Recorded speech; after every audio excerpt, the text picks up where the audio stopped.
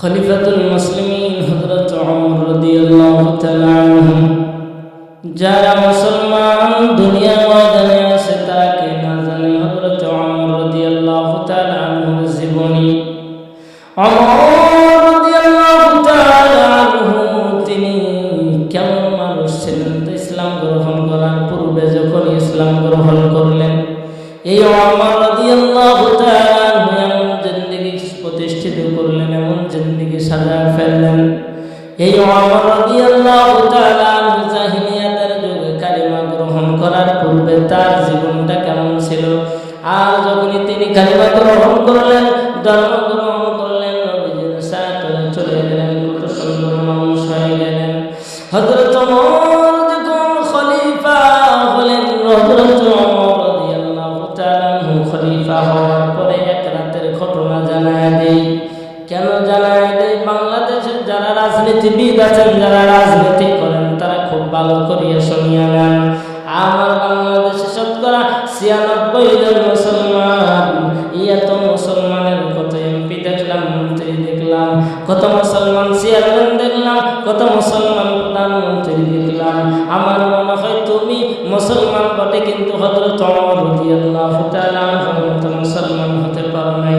হযরত ওমর রাদিয়াল্লাহু তাআলা আনহুর মতো মুসলমান হইয়া যদি তোমরা এরকম ভাবে ক্ষমতার মসনদে বসতে পারো, আরে মুসলমান নবীর উম্মতের দল হযরত ওমর রাদিয়াল্লাহু তাআলা আনহু ক্ষমতার মসনদের ভিতরে বসা।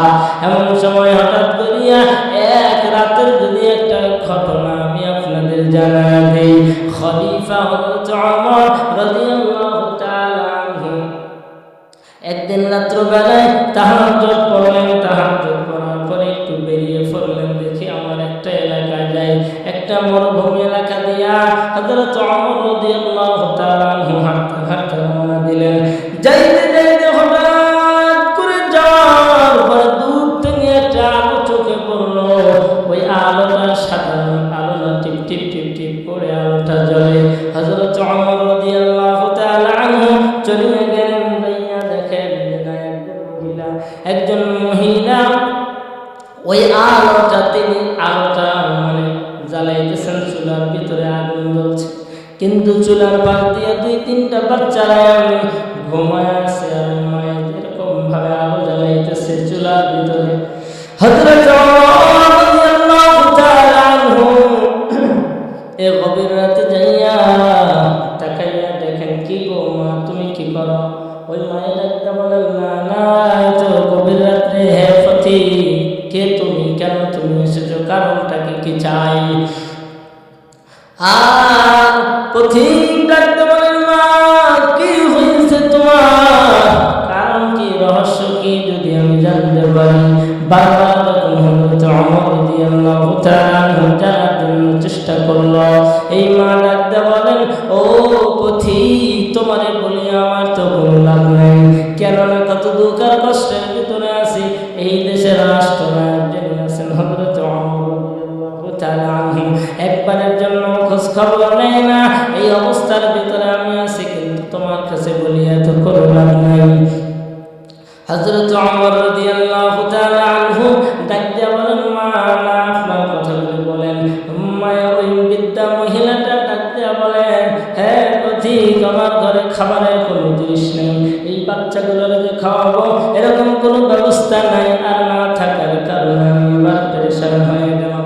বাচ্চাগুলোকে ঘুমানোর জন্য একটু দেখলাম, আর বললাম, বাবা তোমরা একটু ঘুমাও, তোমাদের জন্য খাবার তৈরি হইতেছে। বাচ্চারা খাবারের লোভে জায়গা থেকে থেকে থেকে থেকে হঠাৎ করে ঘুমায় গেল।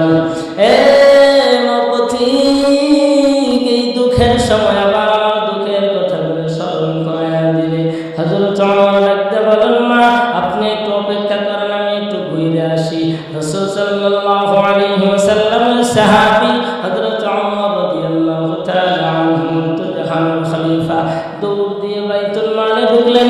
বাইতুল মালের খাদেম ছিল আসলাম রে ডাকতে বলে, আসলাম, বাইতুল মাল থেকে একটা আটার বস্তা আর জয়তুনের কিছু তেল আমার মাথার মধ্যে উঠা দাও। আসলাম ডাকতে বলে, আমিরুল মুমিনিন খলিফাতুল মুসলিমিন, আমি নিয়ে যাই, আমার দেন, আপনি কেন নেবেন? হযরত ওমর বলে আসলাম না, আমার উঠায়া দাও, তোমার নেওয়ার দরকার নাই। ও মুসলমান, বাংলার রাজনীতিবিদেরা কত এমপি মন্ত্রী তোমাদের আমরা দেখতে পারি। হযরত ওমর রাদিয়াল্লাহু তাআলা মাথার ভিতরে শাকনাটার বস্তা নিয়ে দৌড়াইতেছে মরুভূমির দিকে। মরুভূমির ভিতরে যায় বৃদ্ধা মহিলার ডাকতে বলেন, মা পাত্রটা পরিষ্কার করো। বৃদ্ধা মহিলা পাত্রটা পরিষ্কার করলেন। পরিষ্কার করার পরে হযরত ওমর রাদিয়াল্লাহু তাআলা সহযোগিতা দিয়ে সুন্দর করিয়া কিছু রুটি বানাইলেন। বানানোর পরে বাচ্চাগুলোর মাথার ভিতরে হাত বুলাইয়া দিলেন। হাত বুলিয়ে দেওয়ার পরে ডেকে ডেকে উঠাইয়া রুটি চিরে চিরে যখন মুখের ভেতর দিলেন, বাচ্চাগুলো রুটি খাইলেন। রুটি খাওয়ার পরে ডাকতে বলেন, কে তুমি পথিক? ওই যে বর্তমানে ওমর নাকি আমাদের শাসক, ওমর না হয় যদি আপনি প্রধানমন্ত্রী হইতেন, শাসক হইতেন, অনেক ভালো হয়ে যেত। এর মুসলমান নবীর উম্মতের দল হযরত ওমর ডেকে বললেন, তোমরা খাও, আজকের পর থেকে আর তোমাদের কোনদিন খাবারের অভাব হবে না ইনশাআল্লাহ। এর মুসলমান হযরত ওমর রাদিয়াল্লাহু তাআলা ভাবে যখন তাদেরকে বলে দিলেন, বলে দেওয়ার পর ওখান থেকে মায়ের সান্ত্বনা দিয়ে চলে আসলেন। আসার পরে পরে সকালবেলা হযরত ওমর রাদিয়াল্লাহু তাআলা মেয়েটারে ডাকলেন।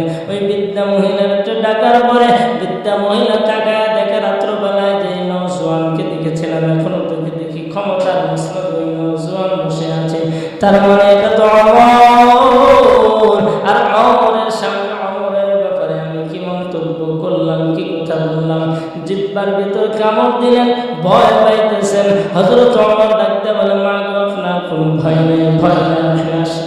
একটা এরকম রুমাল সামনে ধরাইয়া দিয়ে বলেন, মা আপনার কাছে এটা আমি দিলাম, এইটা দিয়ে আপনি আমার যে কোনো শাস্তি হয় দিতে পারেন। কেন আপনি এমন কথা বলেন বাদশাহ?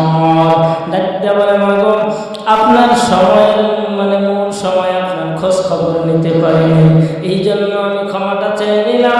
আল্লাহর রাস্তায় আপনি যদি মাফ না করেন, কিয়ামতের ময়দানে আল্লাহর আদালতে গিয়া যদি মামলা দায়ের করেন, আর এই মামলার কারণে আমার জাহান্নামের আগুন জ্বলা লাগবে। এই জন্য ডাকতে বলেন, মা, আপনি যদি আমার ক্ষমা না করিয়া দেন, আমার কোনো উপায় নাই, উপায় নাই। মুসলমান ভাইরা, বাবাজিরা, আর দুনিয়ার ময়দানে কত মুসলমান রাজা বাদশা দেখলাম, কত মুসলমান এমপি মন্ত্রী দেখলাম। একজন এমপি মন্ত্রী হযরত ওমরের মতো পেলাম না। তাহলে ওমরের মুসলমানিত্ব আর বর্তমান সময়ের কত হাজার মুসলমানিত্বের ভিতর ব্যবধান আছে না? না। তাই রাজনীতিবিদ যারা দুনিয়ার ময়দানে, বিশেষ করে বাংলার জমিনে যারা রাজনীতি বিভিন্ন জিনিস নিয়ে দৌড়ান, আপনারা বিভিন্ন দলের স্লোগান দিচ্ছেন, আপনাদের একটা মিনিটের জন্য শোনা দরকার হযরত ওমর রাদিয়াল্লাহু তাআলা আনহুর শাসন ব্যবস্থা কেমন ছিল। হযরত ওমর রাদিয়াল্লাহু তাআলা আনহু কিভাবে ক্ষমতার মসনদে বসে চেয়ারটা চালাইলেন। মুসলমান নবীর উম্মতের দল, আজকের এই আলোচনা দ্বারা আমি আপনাদেরকে জানাই দিলাম, রাজনীতি করবেন ভালো, এটা সবের কাজ, এটা কোনো নেতৃত্ব শুধু বাহাদুরি দেওয়া দেখানোর কাজ না। রাজনীতি করা এটা পরকালের কাজ, এটা দুনিয়ার জন্য নয়, দুনিয়ার জন্য নয়। একজন বিপদগ্রস্ত মানুষের পাশে দাঁড়াবেন। কোন এমপি যদি কোনো অভাবী মানুষের পাশে দাঁড়ায়, আমার আল্লাহ খুশি হয়ে যায়। আরে মুসলমান যদি কোনো এমপি মন্ত্রী চেয়ারম্যান যায়, কোনো এতিম বাচ্চার পাশে দাঁড়ায় যায়। এই জন্যই তো হযরত ওমর রাদিয়াল্লাহু তাআলা আনহু এরকমভাবে ক্ষমতার মসনদে বসে ক্ষমতাটা চালাইলেন। এই জন্য আমরা চেষ্টা করব, এভাবে যদি চালাইতে পারি মুসলমান, আমাদের এই ক্ষমতায় এমপিগিরি, মন্ত্রীগিরি, চেয়ারম্যানগিরি, আল্লাহ রাব্বুল আলামিন এমপি হওয়ার পরে সাহাবায়ে কেরামের মতো যদি এমপিগিরি তোমার আসনটা তুমি চালাতে পারো, অবশ্যই রব্বুল আলামিন তোমার জন্য জান্নাত বরাদ্দ করে দিবেন। কিন্তু এই এমপিগিরি, মন্ত্রীগিরি চালানো লাগবে সাহাবায়ে কেরামের মতো। আর যদি ইসলাম বাদ দিয়ে মানুষের উপর জুলুম অত্যাচার করেন, আল্লাহ রাব্বুল আলামিন ঘাড়ে ধাক্কা দিয়ে আপনার ক্ষমতা মসনদ থেকে নামায় দিবে।